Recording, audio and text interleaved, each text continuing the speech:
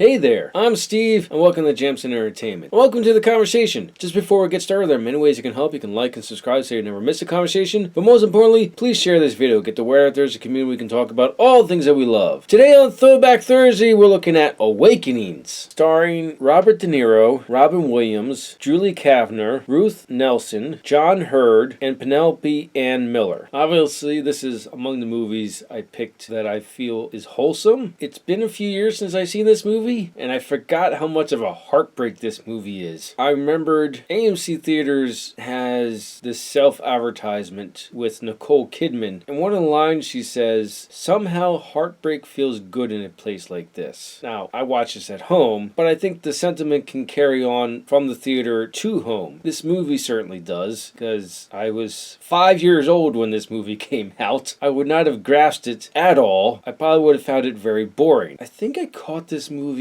back in the old days of cable. You could get the paid channels. It's some weird glitch or something like that. Like, the paid channels are there whether you're paying for them or not. If you're not paying for them, they don't come in completely clear. I don't know if that's a good description or not, because that's also exactly how I saw Princess Mononoke, but that's a whole nother review I'll do down the road. I love this movie for so many reasons.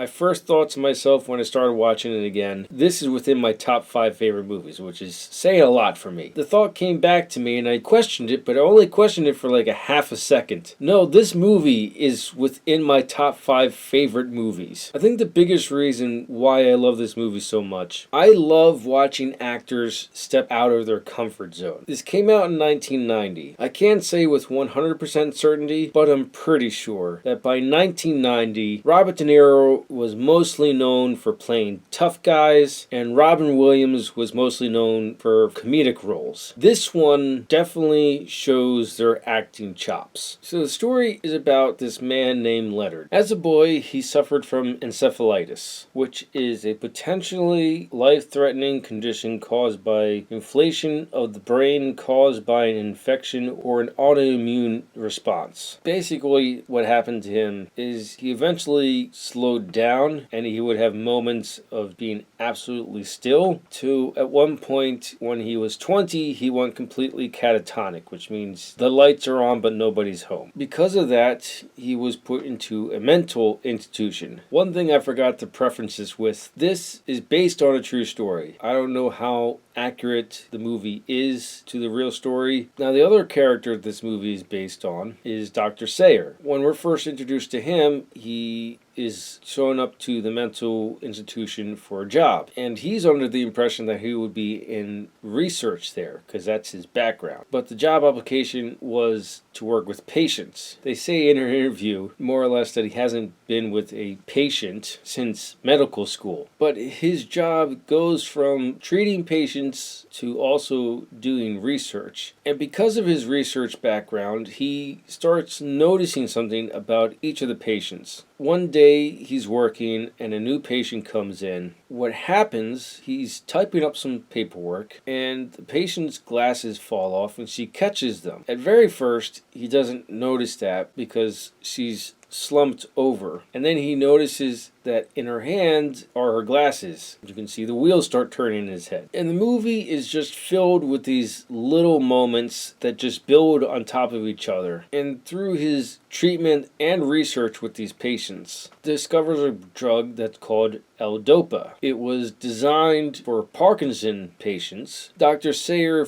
believes that encephalitis, or I think post-encephalitis, I think encephalitis is what causes the patient to go into a catatonic state. I don't know if that's a disorder after the fact. I'm not sure. But Dr. Sayer theorizes that encephalitis, the patients start with tics and they eventually slow until they become catatonic, and he wonders if L-Dopa would work on them, even though it's for Parkinson. As Parkinson are patients that almost lose all motor skills, I believe. Not sure. I think Dr. Sayer focuses in on Leonard because his mother visits him, and I think Leonard is the youngest person on the ward. And Dr. Sayer may have thought Leonard might be different because he has someone visit him and he wants to know if there's any activity in the brain other than the fact that he is physically awake. So he first tries a strobe light on him and it shows nothing. And then he says his name and the machine picks something up. And slowly but surely, Dr. Sayer gets permission to use L-Dopa just on Leonard. And they try different doses, and it's a really high dose is what wakes Leonard up out of the catatonic state, not the physical awakeness. And because of Leonard's success, the rest of the patients that have his same medical background also go on L-Dopa. That's why the movie is called Awakenings. Everyone wakes up and they get to live life again. They touch on each patient's time lapse, meaning from when they first went catatonic to they got the drug and became awake again. And each of them have a similar, and some of them have a different reaction to such a huge time gap. I'm going to leave it there because this is a fantastic movie. You will absolutely love it. Just bring your tissues with you.